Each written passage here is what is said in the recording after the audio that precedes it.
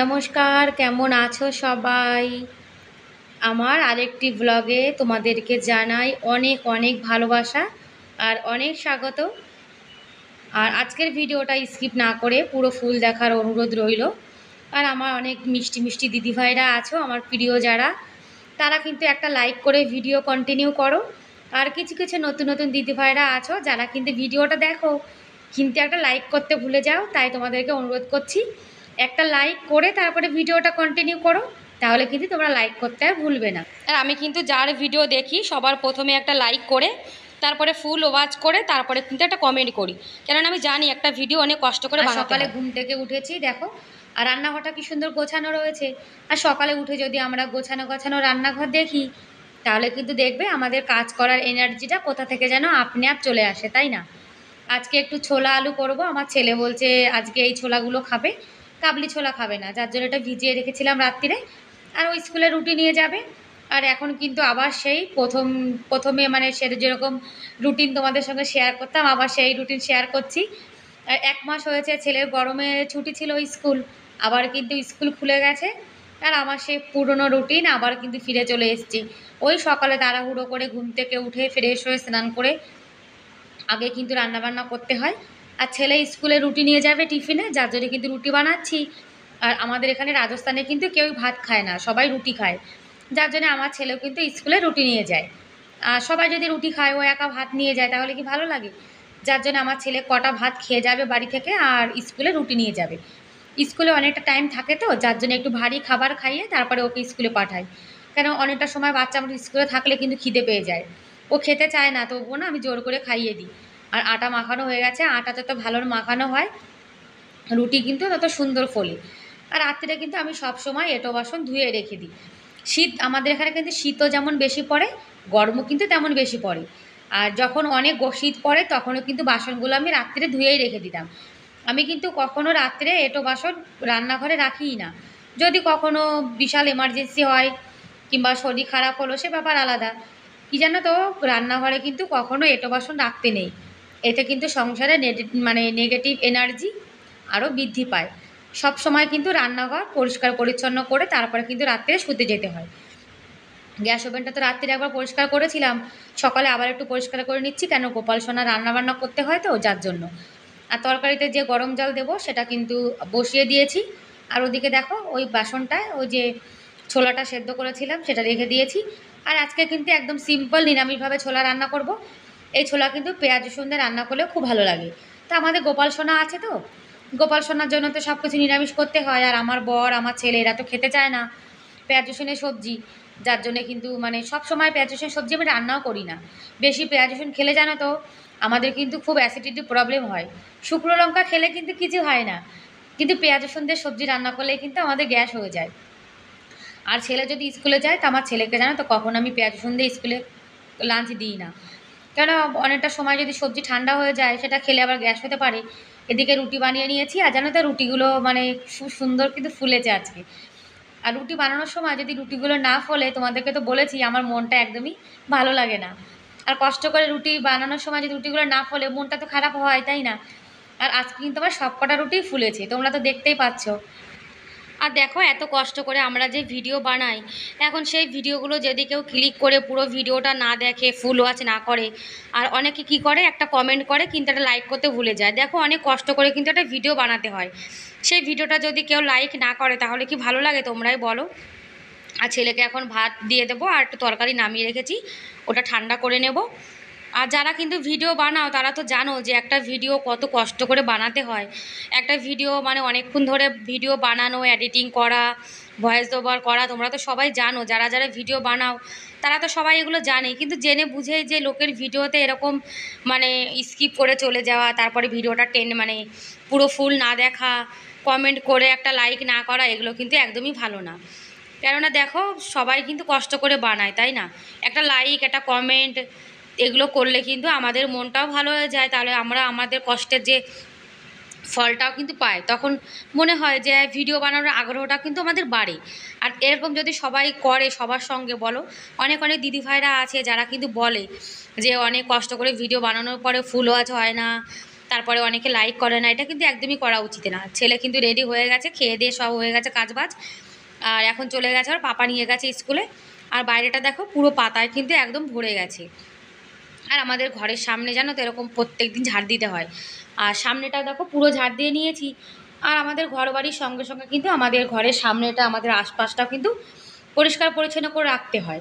কেননা আমাদের ঘর যদি পরিষ্কার পরিচ্ছন্ন থাকে আর আমাদের সামনেটা নোংরা থাকে, তাহলে কিন্তু দেখতে একদমই ভালো লাগে না। যখন কেউ আসবে সে কিন্তু আগে তোমার ঘরের সামনেটা দেখবে, তোমার ঘরটা কিন্তু পরে দেখবে।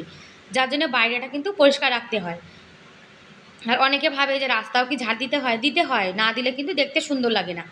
আর দেখো রান্নাঘরটার কি অবস্থা হয়ে রয়েছে, এখন কিন্তু সব বাসন ধুয়ে রেখে দেবো আমি, তারপরে খাওয়া দাওয়া করবো। এই যে আজকে সকালের খাবার দাবার দেখো, একটু পেঁয়াজ নিয়েছি। এই ছোলার সবজির সঙ্গে জানো তো পেঁয়াজ খেতে কিন্তু খুব ভালো লাগে। একটু আচার নিয়ে নেব। আর বন্ধুরা, আচার মানে যে লঙ্কার আচার দিয়ে রুটি খেতে কিন্তু খুব ভালো লাগে। আর আমার বর পেঁয়াজ খাবে না, যার জন্য কিন্তু ওনার প্লেটে আমি পেঁয়াজ দিইনি, পেঁয়াজ ছাড়াই দিয়েছে। আর আমি একটু পেঁয়াজ খাবো। আর 1 মগ লস্যি নিয়েছি, লস্যি ছাড়া কিন্তু রুটি একদম ভালো লাগে না। আর এই যে গোপাল সোনা বসে বসে এখন টিভি ওই ফোন দেখছে। গোপাল তো ছোটো বাচ্চা, ওরা তো একটু ফোন দেখতে ইচ্ছা মানে করে, যার জন্য ফোন দেখছে। আর খাওয়া দাওয়া করে বাসন টাসন মেজে রান্নাঘর পরিষ্কার করে সব কাজ থেকে ফ্রি হয়ে গেছি। এখন গমগুলো পরিষ্কার করে নেব। আমরা রেশন থেকে যে গম পাই সেই গমগুলো কিন্তু আমরা খাই। কেন জানো তো, গমের কিন্তু অনেক দাম। আর যদি দুবেলা রুটি খাওয়া হয় আর গম কিনে কিনে, তাহলে তো জানো যে একটা সংসারে কতটা খরচা হয়। আর গমের জানো তো রাজস্থানে কিন্তু এখন খুব দাম বেড়ে গেছে, আগে এতটাও দাম ছিল না। আর গমটা তো অনেক বালি আছে, যার জন্য সুন্দর করে এখন পরিষ্কার করে নেব। আর জানো তো, সংসারে স্বামীর আয় যেমনই হোক না কেন, বাড়ির গৃহিণী যদি একটু বুদ্ধি খাটিয়ে সংসারটাকে চালায়, তাহলে কিন্তু সেই সংসারটায় ভালোই মানে মানে উন্নতি হয়। যদি আমরা সব কিছু বুদ্ধি খাটিয়ে না চালাই আর খরচাটা বেশি করে ফেলি, তাহলে তো সংসারে কোনো উন্নতি হবেই না। আর এই উন্নতি যা কিছু সব কিন্তু আমাদের মেয়েদের উপরেই নির্ভর করে। আর আমাদের মেয়েদেরই কিন্তু সব কিছুতে বুদ্ধি খাটিয়ে কিন্তু কাজ করতে হয়। দেখো এই গমের উপরে কতটা মাটি রয়েছে, ছোট ছোট দলা মাটি। আর অনেক বালি মানে বালিও কিন্তু আছে, যার জন্য গমটা সুন্দর করে পরিষ্কার করতে হয়। ভালো করে পরিষ্কার না করলে তারপরে কিন্তু এই গম একদমই খাওয়া যাবে না। অনেক সুন্দর করে মাটিগুলো পরিষ্কার করে, বালিগুলো পরিষ্কার করে তারপরে কিন্তু গমটাকে সুন্দর করে ধুতে হয়। আর আমরা কিন্তু 2 টাইমে রুটি খাই, আর 2 টাইমে রুটি খেলে কতটা মানে আটার দরকার তোমরা তো জানো যারা সংসার করো, তাই না? এখন জল চলে এসছে, এদিকে মোটর চালিয়ে ভাবছি যে তাহলে গমটাও ধুয়ে ফেলি। আর গমটা জানো তো অনেক সুন্দর করে 3 বার মানে 3-4 বার কিন্তু জল পাল্টা পাল্টা ধুতে হবে। ভালো করে যদি না ধোয়া হয় তাহলে কিন্তু আটার মধ্যে লাস্টে বালি কিচকিচ করবে। আর জলটাও কিন্তু লোকটা ভালো টাইমেই দিয়েছে, কেননা গম ধুতে কিন্তু অনেকটা জলের দরকার ছিল। আর জলটা আসার জন্য আমার কিন্তু অনেকটাই জল মানে বেঁচে গেছে। কেননা এতটা গম যদি আমি ট্যাঙ্কি জল দিয়ে ধুতাম, তাহলে আমার পুরো ট্যাঙ্কি কিন্তু একদম খালি হয়ে যেত। তাহলে লোকটাকে কিন্তু ধন্যবাদ দেওয়াই উচিত, তাই না? আর রাজস্থানে কিন্তু সব লোকই জমিদার, মানে সবার অনেক জমি জায়গা আছে, তবুও কিন্তু এখানের লোক রেশনের গম খায়। তা এরা যদি রেশনের গম খেতে পারে, তাহলে আমরা কেন খেতে পারবে না বলো? যার জন্য কিন্তু আমরাও খাই। আর যদি দেখো আমরা এদিকে সকালে রুটি খাই, আবার ভাতও খাই। এখন আমাদের রাজস্থানে জানো তো চালের কিন্তু খুব দাম, আমাদের পশ্চিমবঙ্গের থেকে অনেক বেশি। আর গমের দামটাও কিন্তু অনেক। এখন যদি আমরা চালটা তো কিনে খাই, এখন গমটাও যদি আমরা কিনে খাই, তাহলে একটা সংসারে কত খরচা হয় তোমরাই বলো। একটা সংসারে ছেলে মেয়ে নিয়ে থাকতে গেলে একটা সংসারে কিন্তু অনেকটাই খরচা হয়ে যায়। সেটা যারা মানে বাড়ির মহিলা তারাই কিন্তু জানে। যার জন্য একটু বুদ্ধি খাটিয়ে কিন্তু চলতে হয়। আর আজকের ভিডিওটা কেমন লাগলো তোমরা কিন্তু কমেন্ট করে অবশ্যই জানাবে। আর আজকের ভিডিওর কোনো অংশ যদি ভালো লেগে থাকে তাহলে প্লিজ একটা লাইক করে দিও। আর আমার চ্যানেলে তোমরা আজকে যারা নতুন আর ভিডিওটি দেখছো, তোমরা চাইলে আমার চ্যানেলটিকে সাবস্ক্রাইব করে আমার এই ছোট্ট পরিবারের পাশে থেকে যেতে পারো। যারা এই কাজটি করে দিয়েছো তাদেরকে অসংখ্য ধন্যবাদ। আর গমগুলো দেখো সুন্দর করে কিন্তু ধুয়ে নিয়েছি। এখন একটা ওড়না ধোয়া পরিষ্কার ওড়না 4 পায়ের পরে কিন্তু দিয়ে দিয়েছি। আর এর উপরে গমগুলো না সুন্দর করে জল ঝরিয়ে এভাবে শুকাতে দিয়ে দেবো। আর 7-8 দিন কিন্তু রোদ্দুরে দিয়ে দিলে পুরো সুন্দর একদম মানে গমটা পুরো সুন্দর শুকিয়ে যাবে। আর রোদ্দুরও কিন্তু খুব পড়েছে, গমটা কিন্তু 3 দিনের মধ্যেই পুরো শুকিয়ে যাবে।